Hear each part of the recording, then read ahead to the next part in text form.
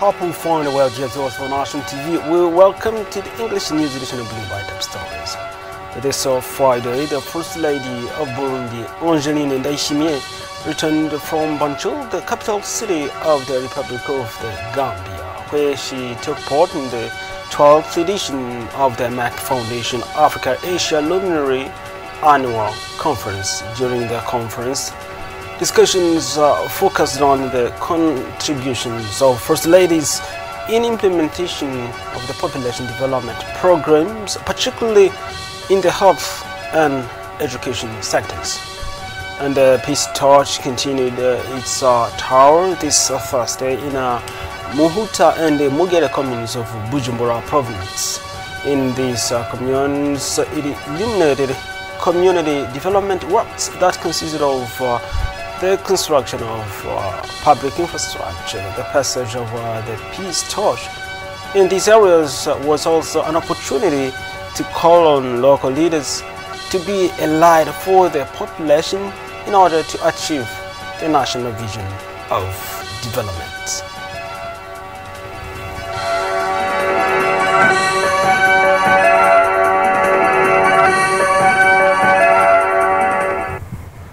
Welcome to News in Details. I'm Joseph Mundajambo. The President of the Republic, Evariste Ndayishimiye, has asked the residents of Kirundo and all Burundians to unite in promoting development. He also called on all leaders and civil society organizations, political parties and churches to raise awareness among the members about the importance of development. He made this statement on Friday in Hega area during the ceremony for the presentation of the Communal Administrator Ndikuriyo Jean Berkimas. As I said in Top Stories this Friday, the First Lady of Burundi, Angeline Ndayishimiye, returned from Banjul, the capital city of the Republic of Gambia, where she took part in the 12th edition of the MAC Foundation Africa-Asia Luminary Annual Conference. During this conference, discussions focused on the contributions of the First Ladies in implementation of the population development programs, particularly in the health and education sectors. For more details, we listen to Philemon Nkurunziza. He is the spokesperson of the First Lady of Burundi. The First Lady is back from the Republic of the Gambia, where she participated in the 12th edition of MAC Foundation Africa-Asia Luminary. In this journey, Her Excellency the First Lady got opportunity to talk with other First Ladies, the way they are implementing different projects aimed to promote the well-being of the population. In her speech, the First Lady said that one of the primary success of the foundation he was awarding of 55 scholarships to young doctors in critical specialties such as oncology, diabetes, embryology, and other different specialties. This training enhances local healthcare capacities and improve access to quality medical services. Her Excellency said also, talked about also the implementation of in vitro services in Omugiraneza Polyclinic, where we have already 10 births and other women are pregnant now. And then Dr. Rasha College, CEO of MAC Foundation, appreciated a lot what the First Lady is doing and said that she will continue to work hand in hand with the First Lady to implement other projects, promote the well-being of the population, especially in the sector of health and education. And also, the First Lady was pleased to tell to other First Ladies that they are promoting the education of girls. You know that she implemented Socle du Savoir school, and in that school, she has been helping different girls from some families that cannot afford to pay for their children, and the First Lady is helping them just to continue their studies. Dr. Rasha College then said that she continue to collaborate with the Foundation Bonne Action Mugiraneza, and especially the First Lady to continue in this way of improving the well-being of the population. And then our Rajide's company produces up to 165 megawatts of electricity, while citizens only consume 95 megawatts.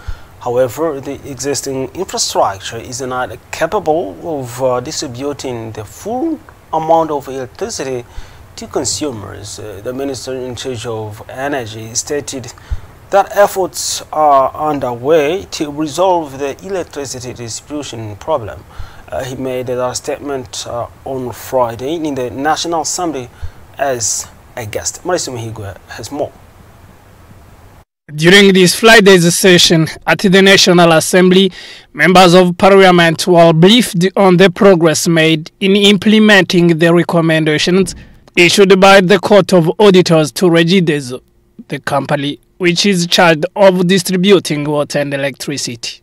The president of the Standing Committee of Good Governance reported that some of the recommendations were made by the court and had been implemented, such as the sale of the same items by both authorized dealers and Regideso.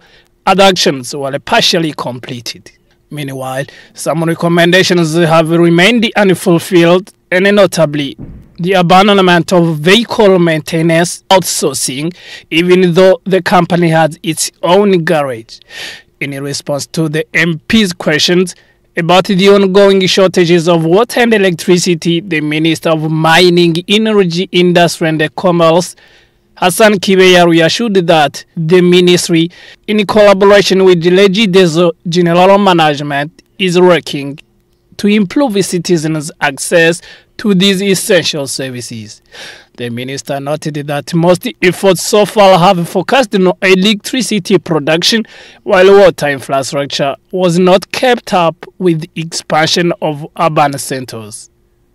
Meanwhile, several projects aimed at improving water supply are underway, including the establishments of water catchment system at Matiazo, Sagara, Nyamufengovzi, and other localities. The Speaker of the National Assembly, Gelas Daniel Ndawila, called on investors to engage in the sector, particularly by setting up water pipe manufacturing units, emphasizing that industrialization is a key pillar of development. He encouraged citizens to learn to work in synergy and urged the ministry officials and the Regideso leadership to collaborate closely to achieve the goal of extending water and electricity access to the entire population. We live in Bujumbura for Burunga, whereby the first vice president of the Senate, Generose Ngendanganya, provided assistance consisting of blankets, soap, clothes, and other items to the students of Lycée Technique Nyabigina in Makamba Commune of Burunga Province. Boy dormitory codified on October 11th, and all belongings were completely destroyed. Therefore, the first vice president of the Senate called on everyone who is able to come to the aid of the students in need. Yvonne Daishibia has more. The donation granted by the first Vice Speaker of the Senate, Generose Ngendanganya, consists of basic necessities such as blankets, cloths, soap, and other items. On October 1st of this year, a fire ravaged the student dormitory of Lycée Technique Nyabigina, located in Makamba Commune, Burunga Province. The fire, which broke out at night, caused significant damage, leaving many students without shelter and in a difficult situation.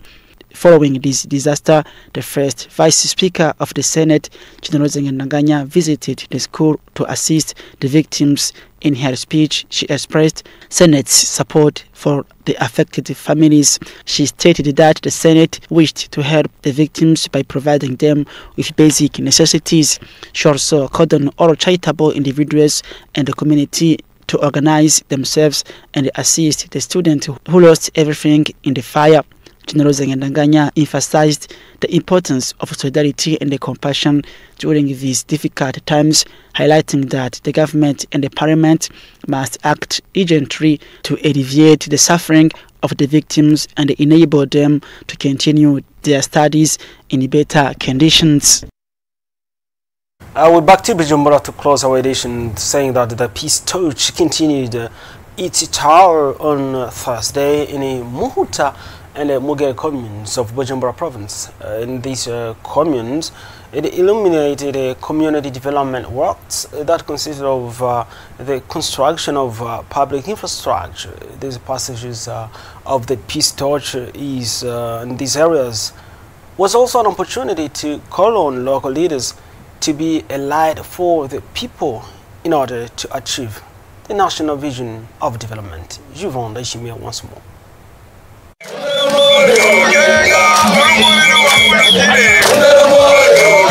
This first day, the peace torch continued its tour to Bujumbura province, passing through the communes of Mohuta and the Mugere. In the Mohuta commune, it was welcomed by local authorities at the Kirasa River, located along National Road number 3. The peace torch then proceeded to Gitaza Second Fundamental School, where it illuminated community development works consisting of paving the school's classrooms. The event took place in the presence of the local population, authorities, and the bearer of the peace torch. The administrator of Mota Commune thanked the head of state for providing construction materials used during these works. He also took the opportunity to express appreciation for the recent electrification of Gitaza locality. The peace torch then continued its journey to Mugere commune, where it was received at the Kirasa Bridge, the border between Mugere and the Mohuta. Accompanied by local residents, the peace torch was carried to Kabezi District Hospital, where it illuminated the concreting of columns for a building under construction aimed at expanding the hospital's capacity. The event brought together several authorities, including the spokesperson of the President of the Republic, Rosine Girene Gatoni, who is also the President of the Mugere Communal Council. And above communes, local authorities had the opportunity to perform the symbolic act of touching the peace torch in line with the call of the head of state. This gesture serves as a reminder that readers must be a light for the people they guide. Epipod Baranyikwa, president of the association in Honoromori, reminded the readers that they must direct the population towards the realization of concrete projects aligned with the national vision alongside community initiatives. Mr. Baranyikwa noted that the government is also implementing major development projects, including the construction of hydroelectric dams, roads, and improved access to organic fertilizers for farmers, among other initiatives. According to him, all these efforts will help the population commit to the path of sustainable development with the goal of achieving Burundi's vision, an emerging country by 2040 and a developed one by 2060. Well, end of our news edition. Thanks again for watching. Programs continue on National TV. Stay tuned and take care.